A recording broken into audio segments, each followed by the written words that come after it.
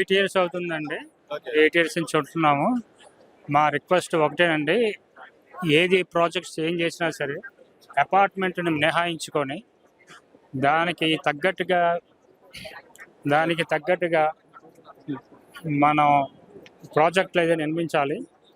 ఇక్కడ జంతువులు ఉంటున్నాయి, పక్షులు ఉంటున్నాయి, మనుషులు ఉంటున్నారు.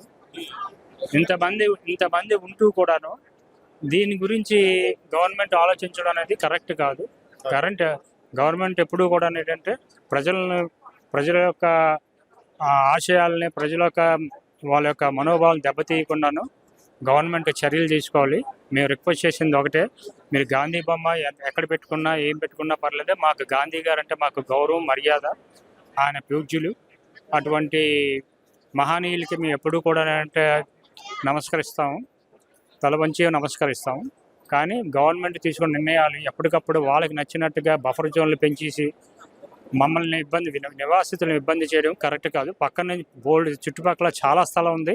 ఆ చాలా స్థలాన్ని కూడాను చక్కగా ఉపయోగించి ప్రజలకు మేలు కలిగేలాగా చేస్తే గవర్నమెంట్ అందరూ అభినందిస్తారు. దయచేసి మీ గురించి, మీ స్వార్థం గురించి ప్రజలను ఇబ్బంది పెట్టకండి.